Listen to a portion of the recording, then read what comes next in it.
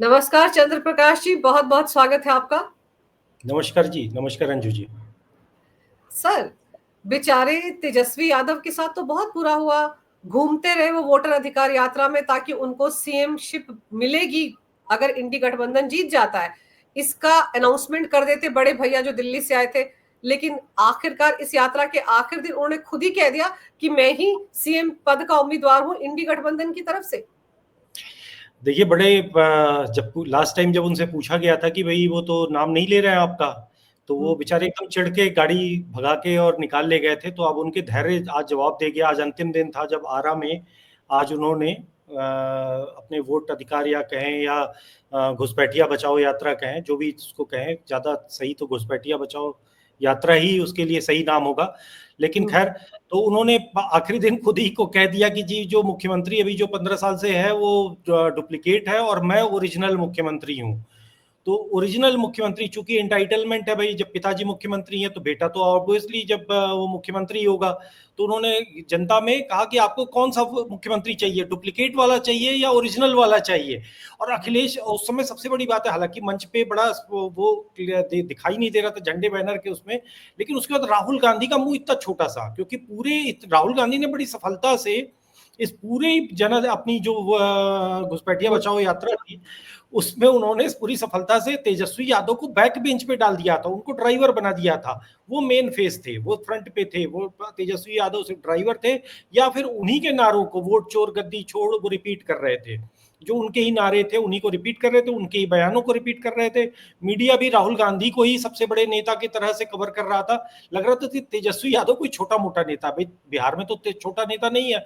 बिहार में तो सबसे छोटा नेता वास्तव में राहुल गांधी है। इवन जो बाकी जो छोटी पार्टियां हैं वहां की, जो बिल्कुल वो वीआईपी और चिराग पासवान से भी छोटी पार्टी वहां पे कांग्रेस की स्थिति है आज के समय में। तो अब वही बात है कि राहुल गांधी का इतना बड़ा आउट, पहली बात तो अखिल मतलब ये सोचने वाली बात थी कि तेजस्वी यादव ने अपने एक अपोनेंट जो कि जिसकी नजर जो भी सर्वाइव आप ही के वोट बैंक पे करता है, उसको भी वही मुस्लिम चाहिए, उसको इस तरीके से प्लेइंग ग्राउंड दे देना, ये लालू यादव के पुत्र का कार्य था, किसका कार्य था, ये समझ से परे। जो लालू यादव ने इतने समय तक कांग्रेस को अपने पैरों के तले रखा, अपने घुटनों के नीचे दबा कर रखा, उनका बेटा जो है वो ड्राइवर बना घूम रहा है। तो ये एक विचित्र स्थिति थी। तो आज उनका धैर्य जवाब दे गया तेजस्वी यादव का। आज उन्होंने मंच से कहा कि भाई ओरिजिनल वाला चाहिए या डुप्लीकेट वाला चाहिए।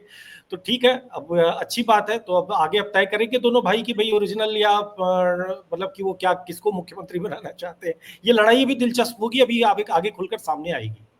पर मजेदार ये है कि ये जो यात्रा थी घुसपैठियों बचाओ यात्रा, इस यात्रा में यहां तक तो कहा गया कि अगर केंद्र में इंडी गठबंधन जीतता है तो राहुल गांधी प्रधानमंत्री होंगे, ये कहा गया। तब यही उम्मीद की जा रही थी तेजस्वी की तरफ से कि ये कहा जाएगा कि अगर बिहार में जीते तो भाई तेजस्वी को सौंपी जाएगी कमान। लेकिन आपको लगता है कि जो कुछ इस यात्रा के दौरान हुआ, जैसे पिछलग्गू बनकर घूमते रहे तेजस्वी, उससे कहीं ना कहीं कांग्रेस और आरजेडी के बीच जो रिश्ते उनमें खटास आ गई हो? वैसे भी आप बिल्कुल सही कह रहे हैं कि वहां पर कांग्रेस पार्टी का कुछ नाम लेने वाला है कौन? वो तो ना 3 में ना 13 में, वो तो जो कुछ करके गए, गालियां वगैरह देकर गए, उसपे भी उन्होंने आरजेडी की लंका लगाई है। बिल्कुल, जो भी कहा, देखिए जितने भी प्रश्न उठ रहे हैं, सबसे पहली बात तो बिहार का मुद्दा, जो ये एसआईआर का जो स्पेशल रिवीजन का जो विषय है, ये बिहार का मुद्दा नहीं है। बिहार के पास वास्तविक मुद्दे थे। बिहार के पास भ्रष्टाचार का मुद्दा था, जिस तरीके से हमने कानून व्यवस्था की खराब हालत देखी, अस्पताल में हत्या हुई वहां पर। और अभी ये सब कोई बहुत पुरानी घटनाएं नहीं है, ये सब अभी पिछले 15-20 दिन, एक महीने के अंदर की घटनाएं हैं। वहां पे पटना के अंदर व्यापारी की हत्या हो जाती है।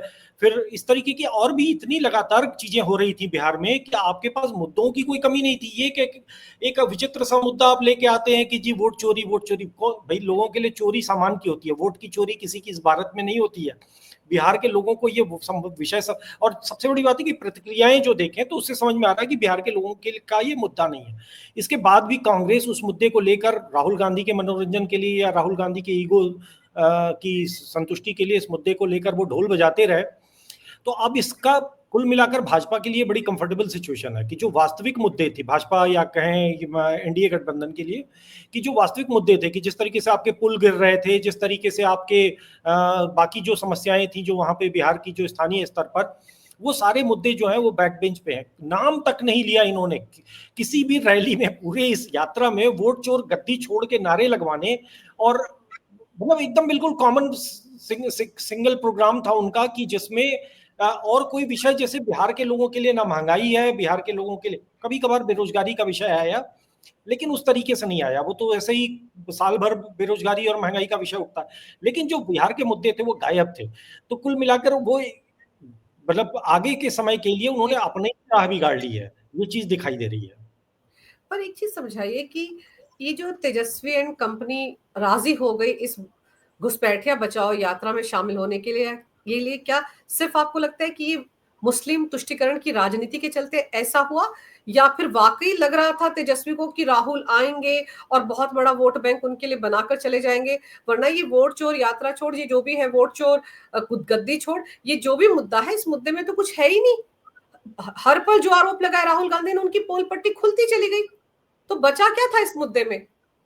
देखिए, एक अजीब सा तिलिस्म है जो समझ में नहीं आ रहा है कि राहुल गांधी जो 100 बार, करीब 100 बार होने को है, अपनी पार्टी को हरवा चुके हैं, वो तेजस्वी यादव को कैसे जितवा देंगे? भाई तेजस्वी यादव को या खुद से जीतना है या अपने पिता के नाम से जीतना है। तेजस्वी यादव के पास एक अपनी पूंजी है, और वो उस पूंजी को, और अपना एक वोट बैंक है जो उनका विश्वसनीय है। अब ले देकर आता है मुस्लिम वोट बैंक। मुस्लिम वोट बैंक पे दोनों का दावा है, तो उसके लिए कह सकते हैं कि भाई ठीक है, आपको एक एकता दिखानी आवश्यक है ताकि वोट जो है सही दिशा में जाए। अगर वो वोट बट गया तो भाजपा को लाभ हो जाएगा, ठीक है, समझ में आता है। लेकिन अल्टीमेटली अब राहुल गांधी के सामने इस तरीके से सरेंडर कर देना, मतलब एक लूजर के आगे सरेंडर कर देना, इससे उनकी पॉलिटिकल डेस्परेशन का पता चल रहा है। ऐसा नहीं कि उन्होंने कोई बहुत बड़ी रणनीति राहुल गांधी ने कर दी। तेजस्वी यादव के सामने अब समस्या क्या है कि उनके भाई ये दोनों डायनेस्ट जो हैं, दोनों अपने अपने वंशों के चश्मो चिराग जो हैं, अब उनके सामने एक बड़ी विचित्र स्थिति है कि अब उनकी सत्ता से सब जो है 2-2 दशक से दूर है। मतलब 1-1.5 दशक से ये, और बाकी भी सबकी ये स्थिति। तो इतने लंबे समय तक सत्ता से दूर रहने की इनको आदत है नहीं। दूसरी बात यह है कि आप जो भी जैसे भी करके, ठीक है, हमको एक दूसरे से समस्याएं हैं, लेकिन ठीक है, मिल मिला के हमारे चूंकि गोल्स एक है, हमारे लक्ष्य एक है, इसलिए हम साथ में लगे हुए हैं। लेकिन कुल मिलाकर आप एक तो आ गए, साथ में तो आ गए, लेकिन वही हुआ जो उत्तर प्रदेश में हुआ था जब बुआ बबुआ अखिलेश और मायावती आए थे। साथ तो आप मंच पे नेता तो आ गए, लेकिन आपके जमीन पे समस्याएं अभी है। और यहाँ तो नेताओं की भी समस्याएं हैं, यहाँ तो दोनों के अहंकार एकदम बिल्कुल, भाई विपक्ष में भले ही हो, लेकिन दोनों के अहंकार में कोई रत्ती भर का भी की कमी नहीं है। वो आज भी तेजस्वी यादव का नाम लेने में वो तैयार नहीं है। तेजस्वी यादव को खुद से अपना नाम लेना पड़ता है। तो कुल मिलाकर अभी, और दूसरी बात है कि जितना गाली गलौज जब इन्होंने दिया है, सब आगे उत्तर तो भाई तेजस्वी को देना है। तेजस्वी की पार्टी ने तो नहीं गाली दी थी, लेकिन भाई वो ब्लेम तो उनपे ही चिपक गया है। फिर इस तरीके से जो पटना में कल हमला हुआ, जो भाजपा और इनके बीच में, कांग्रेस कार्यकर्ताओं के बीच में लठ बजे, तो कुल मिला के वो एक मरा हुआ संगठन जिसका कोई नाम लेवा नहीं है बिहार में, कांग्रेस नाम का। भाई वहां की तो मुख्य धारा पार्टी या तो जेडीयू और बीजेपी का गठबंधन है, या फिर आरजेडी है। ये कहां से आ गए? तो आपने तो उनको एक तरह से पानी पिलाकर और वापस खड़ा कर दिया। वो लाठी लेके मारपीट करने और पत्थर चलाने की स्थिति में आ गए। उनके कार्यकर्ताओं की इतनी हैसियत हो गई कि वो मंच से प्रधानमंत्री की माता को गाली भी दे सकते हैं। तो ये तेजस्वी यादव, कुल मिलाकर ये देखा जाना चाहिए कि ठीक है, राहुल गांधी को तो क्या मिलेगा क्या नहीं मिलेगा वो बात की बात है, लेकिन वो उन्होंने तेजस्वी की लुटिया डुबो दी। तेजस्वी की लुटिया डुबोने में जो थोड़ी बहुत 19-20 कसर बाकी रही थी, वो अंतिम दिन आकर अखिलेश यादव ने भी उसमें एक पूर्णाहुति का कार्य कर दिया। अखिलेश ने वहां आकर मंच से ऐसा क्या बोला जो आपको लगता है कि बहुत बड़ा तीर मार दिया होगा तेजस्वी के लिए या इंडी गठबंधन के लिए? अखिलेश यादव अपने आप में एक विरोधाभासों के नाम है। वो आज तक अपने आप को उस मुख्यमंत्री मोड से बाहर निकाल ही नहीं पाया वो व्यक्ति। आज भी वो मुख्यमंत्री ही है। तो जैसे राहुल गांधी को लगता है कि भाई किसी बच्चे का खिलौना छीन लिया तो वो बच्चा जिस तरीके से एंटाइटल होता है अपने उस खिलौने के लिए, उसी तरीके से वो भी एक रूठे हुए और एक सिनिकल सा एक उनका पूरा रवैया है। तो उसमें एक ही सांस में आज वो मंच से कह रहे हैं कि जी कि हमने अवध में हराया, अब हम मगध में हराएंगे। अवध में हराया, मगध में हराएंगे। कविता सुनने में बड़ी अच्छी लगती है कि भैया अवध में हरा दिया था, अब हम मगध में हरा देंगे। लेकिन फिर आप कहते हो, उसी के अगली ही लाइन में आप कहते हो कि जी ये वोट चोरी हो गया है सारा। वो सब तो आपने जब अवध में जीते थे आप, तो कैसे वोट चुरा के आप जीते थे? अगर इनको वोट चोरी करना होता तो फिर वहां पे भी आपको हरा देते। भाई अवध तो उनके लिए बहुत महत्वपूर्ण है, भाजपा के लिए। तो वहां पे अगर आप जीत गए तो ये दो विरोधाभासी बातें, एक तरफ आप कह रहे हो कि आज दिन है और एक तरफ आप कह रहे हो कि अंधेरा है, तो दोनों ही बातें आप एक साथ एक सांस में बोल जा रहे हो। तो इससे जनता, ठीक है, मतलब फिर भी बिहार के बारे में तो ये माना जाता है कि एक राजनीतिक सेंस ज्यादा बेहतर है वहां पर लोगों का। लेकिन देखना चाहिए कि देखिए, दोनों यादव परिवार हैं, दोनों का सब कुछ वो है दोनों, लेकिन कहीं ना कहीं इनको आपस में एक दूसरे से बैर भी है। दोनों एक दूसरे से कभी भी एक दूसरे के वेल विशर बन के नहीं आए हैं। दोनों राजनीति में दोनों एक दूसरे की लुटिया डुबोने में ही आगे रहते हैं। तो अखिलेश यादव का जो भाषण था ना, अगर वो देखें तो वो पूरी तरह से केवल अपने तक ही सीमित था। बिहार में उनके पास ऑफर करने के लिए तेजस्वी के लिए कुछ नहीं था, और ना ही वो अपने आप को अपने इसका प्रयास भी करते दिखे। जैसे इसका इसके ये मैं क्यों कह रहा हूं, इसका मैं उदाहरण दे रहा हूं कि वो उन्होंने अपने पूरी छोटा सा ही भाषण था, बड़े छोटी सी बात में उन्होंने उसमें कहा कि भी ये लड़ाई 5,000 साल की है। 5,000 साल की लड़ाई मतलब आप क्या कहना चाह रहे हो कि 5,000 साल की कहां से लड़ाई हो गई? तो आप ये बता रहे हो कि बेसिकली जाति की तरफ आप इशारा कर रहे हो कि ये कोई जातीय युद्ध चल रहा है भारत में और 5,000 साल से चल रहा है। तो ये अब ये सब करके आप उत्तर प्रदेश में क्या तीर मार लोगे वो तो नहीं पता, लेकिन कम से कम आरा में आपने कम से कम, बाकी बिहार में क्या फर्क पड़ेगा वो तो बाद में पता चलेगा जो, लेकिन आरा का जो डेमोग्राफिक जो एक स्ट्रक्चर है उसमें स्पष्ट है कि वो कुल मिलाकर वहां पर जो थोड़ी बहुत उम्मीद इनके लिए अगर तेजस्वी यादव के लिए होगी, उसको भी उसमें थोड़ा बहुत अपनी तरफ से वो मिट्टी डाल के गए। तो यानी कि यूपी के दो लड़के अखिलेश और राहुल गांधी बिहार में आए और तेजस्वी की लुटिया डुबो कर चले गए। अब जब तेजस्वी ने खुद को सीएम कैंडिडेट घोषित कर दिया, आपको लगता है कि ये गठबंधन चलेगा लंबा, या अभी चुनाव आते आते बहुत कुछ इन दोनों के बीच में देखने को मिलेगा? और मजेदार ये है कि राहुल गांधी का तो कुछ नुकसान होना ही नहीं है, उनके पास तो खोने के लिए कुछ नहीं, पाने के लिए बहुत कुछ हो सकता है। उन्होंने उनको बुलाने की जरूरत क्या थी और उनकी इस यात्रा में शामिल होने की भी क्या जरूरत थी तेजस्वी को? मुझे तो लगता है आखिरी दिन वो यही सोच रहे होंगे। नहीं, सोच तो नहीं रहे थे, क्योंकि अंतिम दिन भी उनके भाषण का जो कंटेंट था वो वही था जो राहुल गांधी की तरफ से संभवतः मिला, वोट चोर गद्दी छोड़। मतलब दरभंगा की घटना के बाद जो प्रधानमंत्री की माता को गाली दी गई, उसके बाद आज थोड़ा सा ये आशा की जा रही थी कि कुछ तो एक मर्यादा दिखाएंगे, लेकिन ना वो मर्यादा तेजस्वी ने दिखाई, ना ही अखिलेश ने दिखाई, और राहुल गांधी से तो आशा करना व्यर्थ है। लेकिन इसमें बात आती है कि भाई देखिए, राहुल गांधी किस तरीके से इस पूरे जो जमावड़ा है उसमें मिसफिट है। इसका एक उदाहरण मैं दे रहा हूँ कि वो क्या कहते, क्या आपने उसमें कि बिहार से ही क्रांति की शुरुआत होती है। तो बिहार से किस क्रांति का श्रेय बिहार को अभी दिया जा रहा है? भाई सबसे ताजा क्रांति जो है बिहार में 1975 की जो आपातकाल के समय एक क्रांति हुई थी, जब छात्रों ने वहां पर सड़कों पर उतरे जेपी के नेतृत्व में, और वहां पर जिसका पूरे देश में फिर वो हुआ, और आगे चल के इंदिरा गांधी को आपातकाल लगाना पड़ा। तो भाई क्रांति की शुरुआत आपकी दादी के अगेंस्ट उसी बिहार की धरती ने किया था। आज आप उनको क्रांति की याद दिला रहे हो। आपकी दादी के हिटलर शाही के विरुद्ध जिस धरती ने सबसे पहले विद्रोह किया, आप उनको क्रांति बताने आए हो। इंदिरा गांधी का पोता बता रहा है बिहारियों को कि तुम क्रांति की भूमि हो। मतलब ये विरोधाभास है इनके, ये आपस में एक साथ खड़े नहीं हो सकते। सबने एक दूसरे के माँ बाप को तो जेलों में डलवा के ठुसवाया है। ये कागज फाड़ के लालू यादव को कि आज जो राजनीति में वो दो कौड़ी के बने घूम रहे हैं, मतलब एक अनावश्यक व्यक्ति बने घूम रहे हैं, तो वो इसीलिए बने हुए हैं क्योंकि राहुल गांधी ने उस दिन उनका विधेयक फाड़ा था। तो पूरा ये विरोधाभास है उसमें। तो इस चीज का सीधा प्रदर्शन देखिए, अब बात वही है कि स्वार्थ का ये मेल है, स्वार्थ का ही एक की शादी है। चंद्र प्रकाश जी, राहुल गांधी को मीसा नाम याद कर लेना चाहिए था कि राहुल गांधी, ये लालू प्रसाद यादव ने अपनी बेटी का नाम क्यों रखा था, ये तो पढ़ के आते हैं। वही तो अब ये देखिए, यहीं पे जाकर चीजें टूटती हैं। अब ले देकर आपने एक चीज देखिए कि जो पूरी यात्रा का जो रूट था वो मुस्लिम डोमिनेट जो एरिया थे, मतलब इस तरीके से वो पूरा प्लान किए गई थी यात्रा कि भाई मुसलमानों को इनको एक मैसेज देना था। हिंदुओं से उनकी आशा वैसे भी खत्म हो चुकी है। कुछ प्रतिशत, एक मुट्ठी भर कंफ्यूज हिंदू वोटर है जो आज भी है, जिनको वो मान के चलते हैं कि कुछ भी हो जाए वो उन्हीं को देगा, वो सेकुलर, उनका दिमाग के साथ कुछ समस्या है। तो अब ले दे के मुसलमानों के वोट की लड़ाई है। तो मुसलमानों के वोट की लड़ाई के लिए आप उसी तरीके की रूट कर रहे हो, आप उसी तरीके की मैसेजिंग कर रहे हो। अब इस पूरे उसमें जो इन्होंने मतलब जितने भी इन्होंने प्रचार सामग्री बनाई, कि वोट चोरी करने वाला कौन है, तो वो भगवा गमछा बांटता है। जो इन्होंने भी एक विज्ञापन जारी किया था उसकी बात मैं करूं, इनके जो पूरे ऑडियो विजुअल के जो उसमें प्रधानमंत्री को सीधे टारगेट करते हुए वोट चोर गद्दी छोड़ो, जिसमें चुनाव आयोग के अधिकारियों को भी इन्होंने दिखाया हुआ, उसमें प्रधानमंत्री की, भाई प्रधानमंत्री के राजनीतिक व्यक्ति हैं, उनके राजनीतिक शॉट्स की तो कोई कमी है नहीं आपके पास। आप बहुत सारे विजुअल उनके संसद में बोलते हुए, पॉलिटिकल रैलियों में बैठते हुए, जिनसे आप उनका मजाक भी उड़ाना चाहते हो, तो वो मजाक उड़ाने की बहुत सारी, लेकिन आप कहाँ के लगा रहे हो, योग करते हुए, मंदिर में पूजा करते हुए।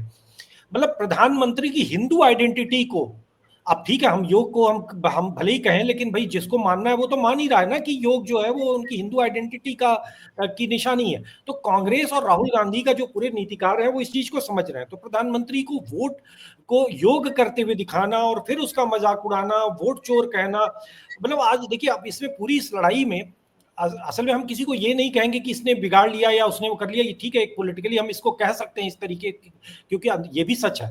लेकिन एक सच ये भी है कि तीनों एक ही नाव के सवार हैं। ये तीनों जो शहजादे हैं, तीनों ही, चाहे वो राहुल हो, चाहे वो तेजस्वी हो, चाहे वो अखिलेश यादव हो, आज जो तीनों एक साथ मंच पे थे, इन तीनों के साथ समस्या वही है कि तीनों को सत्ता चाहिए।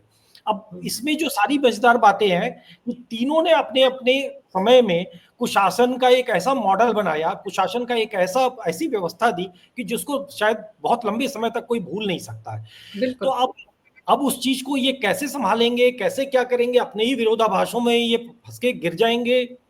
अब वो तो दिखाई दे रही हैं चीजें, वो उसमें कुछ बहुत ज्यादा कहने को है नहीं। बिल्कुल सही कह रहे हैं आप, क्योंकि देखो ये तीनों के खानदान जो है वो राजनीति में है, और इनके पिताओं को इनके अलावा कोई और दिखा ही नहीं जो इनका उत्तराधिकारी बन सके। अगर आप तेजस्वी यादव को भी देख लें तो कितने सीनियर नेता आरजेडी के अंदर है जो काबिल है सीएम बनने के लिए, लेकिन उनको दरकिनार कर दिया गया, कुछ तो पार्टी छोड़कर चले गए। यही हाल आप अखिलेश को देख लीजिए, कैसे उन्होंने अपने पिता के साथ व्यवहार किया था गद्दी के लिए, सब जानते हैं। और राहुल गांधी कब से कोशिश कर रहे हैं कि वो पीएम बन जाए, पीएम बन जाए, लेकिन क्या हाल हो रखा है उनका वो सब जानते हैं। और कांग्रेस उनके रहते हुए कैसे छोटी सी पार्टी, क्षेत्रीय पार्टी बन गई, ये भी सबको पता है। लेकिन आपको क्या लग रहा है कि ये यात्रा निकालकर राहुल गांधी ने बीजेपी और जेडीयू की राहें आसान कर दी हैं? देखिए सीधी बात है कि आपके पास एक बहुत अच्छे मुद्दों का एक पूरी भरमार थी, एक टोकरी थी पूरी की पूरी। आप कुछ नहीं तो बेरोजगारी और महंगाई और पिछड़ापन और टूटी सड़कें, भ्रष्टाचार, यही सब करते रहते ना, तो ये बहुत बड़ा गैप नहीं था। पिछला चुनाव बहुत टाइट रोप था। पिछले चुनाव में जो मतलब तेजस्वी के जीतने की पूरी संभावना थी और जीत भी मतलब सकते थे वो। लेकिन कुल मिलाकर ये इस तरीके के मुद्दे गलत चुनना जो है ना, वो इस चुनाव में उनके लिए बहुत घातक पड़ने वाला है। जिस तरीके से प्रधानमंत्री की मां को गाली दिया, मुद्दों में आप देखिए मुद्दे किस किस तरीके के हैं, उसका एक उदाहरण मैं बता रहा हूँ कि वो कह रहे हैं कि ट्रंप ने टैरिफ लगाकर सिर्फ मतलब कि भारत के मुंह पर ही नहीं, मोदी के मुंह पर भी टेप लगा दिया है। एक विषय ये कहा जा रहा है रैली में मंच से कि ट्रंप ने, मतलब एक तरह से ट्रंप की आप वकालत कर रहे हो कि ट्रंप ने टैरिफ लगाकर मोदी के मुंह पर टेप चिपका दिया है। भाई इस चीज को कौन भारतीय स्वीकार करेगा कि आप कह रहे हो कि ट्रंप ने भारत के मुंह पर टेप लगा दिया है, मोदी के मुंह पर टेप लगा दिया। तो ये मुद्दा क्यों बनता है भाई? एक बिहार का तो विषय है नहीं, बिहार का तो न तो उद्योग बंद हो रहा है, आपने तो बिहार में उद्योगों को रहने ही नहीं दिया है। हाँ, बिहार का जो लेबर जाकर यहाँ वहां काम कर रहा है, जो ये एक कार्यक्रम में लालू प्रसाद यादव नाम के किसी बालक से मिले थे राहुल गांधी और तेजस्वी। एक आपको याद होगा कि एक लड़का था जिससे ये बात कर रहे हैं, उसने बताया कि मेरे पिताजी बहुत लालू यादव के बहुत बड़े फैन थे, तो इसलिए उन्होंने मेरा नाम लालू प्रसाद यादव रखा।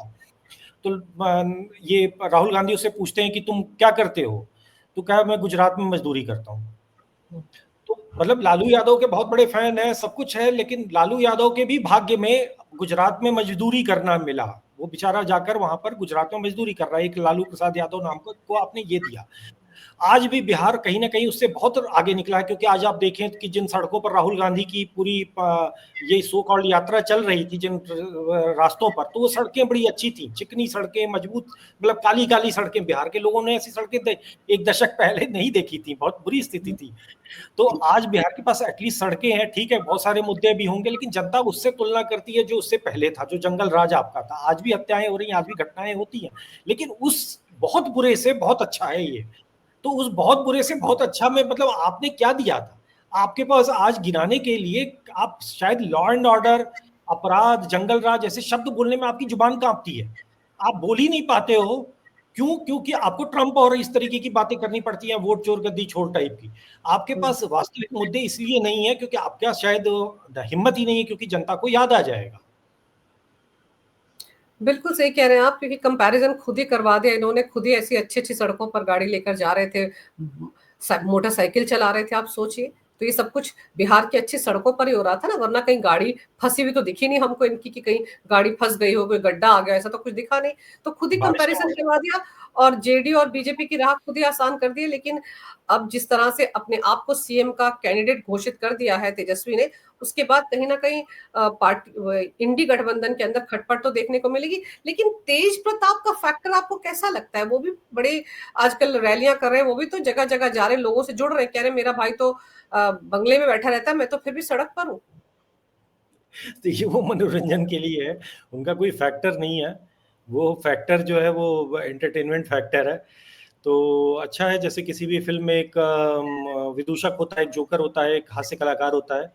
तो एक अच्छा हास्य, हालांकि वो अच्छे मतलब तेजस्वी से अच्छे उम्मीदवार सिद्ध हो सकते थे तेज प्रकाश जी, क्योंकि इसमें कोई संदेह नहीं कि अगर वो होते तो कम से कम इतनी धूर्तता, इतनी नकारात्मकता नहीं होती। कम से कम वो सनातन धर्म और शिव भक्त हैं, कृष्ण भगवान की पूजा करते हैं और उसमें कभी छुपाते नहीं, उनको शर्म नहीं आती है।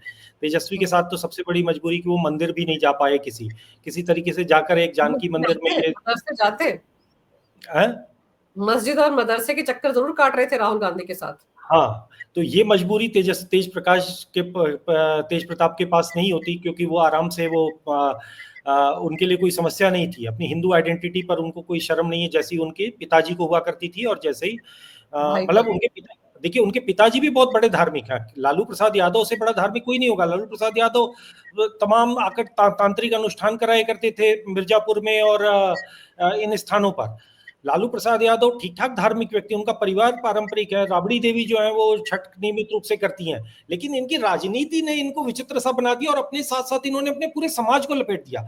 यादव समाज कोई ऐसा वो नहीं है जो कि जिसको आप ये बता रहे हो कि नहीं जी लेकिन आपके ऊपर तो अत्याचार हुआ।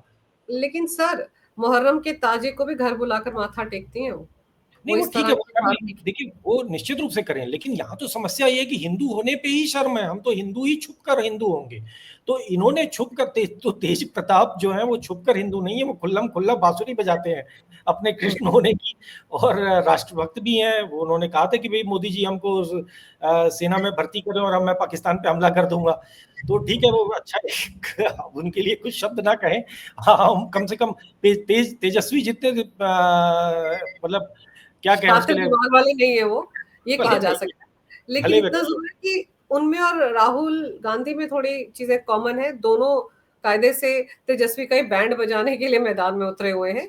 और रही सही कसर, जैसे आपने बताया, अखिलेश यादव ने पूरी कर दी कि अवध जीत लिया, मगध जीतेंगे, अपनी बात करते रहे, तेजस्वी के लिए तो एक शब्द भी नहीं कहा। चलिए देखते हैं इन सब का ये जो घुसपैठिया बचाओ यात्रा थी, इसका क्या असर पड़ता है। लोगों को समझ में आया कि वोट चोरी कैसे होते हैं। राहुल को खुद नहीं पता होगा कि ईवीएम से वोट चोरी कैसे होंगे। लोगों को याद होगा जब बूथ लूटे जाते थे, बूथ कैप्चरिंग सबसे ज्यादा बिहार में होती थी, तो उनको वहां जाकर वो इतिहास याद करना चाहिए कि तब कैसे वोट चोरी होते थे। ईवीएम में वोट चोरी नहीं होते, ये शायद राहुल को ही पता है। लेकिन क्या करें सर, मुद्दा नहीं। नहीं है, कुछ मुद्दा तो चाहिए उनको मोदी जी के खिलाफ। और वो बिहार में जो वोट चोरी का जो बूथ चोरी की जो आप बता रही हैं, बूथ कैप्चरिंग की बात, तो बिहार में बूथ कैप्चरिंग की परंपरा वैसे तो कांग्रेस और आरजेडी दोनों करती थी। जब आरजेडी ज्यादा करने लग गई तो टीएन शेषन के माध्यम से, यानी उसी चुनाव आयोग के माध्यम से जबरदस्ती उस बूथ कैप्चरिंग को बंद भी उन्हीं के पिताजी ने कराया था। हम्म, तो वो श्रेय बिल्कुल। उनको लेना चाहिए भाई कि यहाँ पे बूथ कैप्चरिंग मेरे पापा ने बंद कराई थी हम, लेकिन अब वो बोलने में शर्मा रहे हैं। देखिए वो खुद ही कहते हैं ना कि सिस्टम में मैं बहुत घुला मिला हूं, क्योंकि मैंने बचपन से सिस्टम देखा है। प्रधानमंत्री मेरे घर में रहे तो मैंने सब कुछ देखा है, मैं सब कुछ समझता हूँ। लेकिन क्या है ना, जिसको वोट चोरी का आरोप जो दूसरों पर लगा रहा है, इसका मतलब वो पहले कर चुका है, तभी उसको पता है कि वोट चोरी होते हैं। लेकिन वो बिल्कुल। ये भूल रहे हैं कि वोट चोरी होते थे जब वो मतपत्र से होता था। ईवीएम में वोट चोरी होने की गुंजाइश रत्ती भर नहीं है। लेकिन क्या करें, मुद्दा तो बनाना ही है ना। जैसे मैंने कहा कि उनके पास मोदी के खिलाफ कोई मुद्दा नहीं है, इसलिए बिहार के चुनाव में भी ट्रंप को लेकर आ रहे हैं, टैरिफ को लेकर आ रहे हैं। तो इससे पता चलता है कि कितना अकाल है मुद्दों का। और जो सही मुद्दे थे जिनको कि घुसपैठिया बचाओ यात्रा में उठा सकते थे, उनको उन्होंने उठाया ही नहीं। तो चलिए देखते हैं इसका क्या असर पड़ता है बिहार में। अभी तो बड़ा मुद्दा तो यही है कि इंडी गठबंधन का सीएम कैंडिडेट कौन है। सर, आपने समय निकाला, बहुत ही विस्तार से इस विषय पर तमाम जानकारी मेरे दर्शकों को दी। आपका बहुत बहुत धन्यवाद। नमस्कार। वंदे मातरम। वंदे मातरम। जय श्री राम।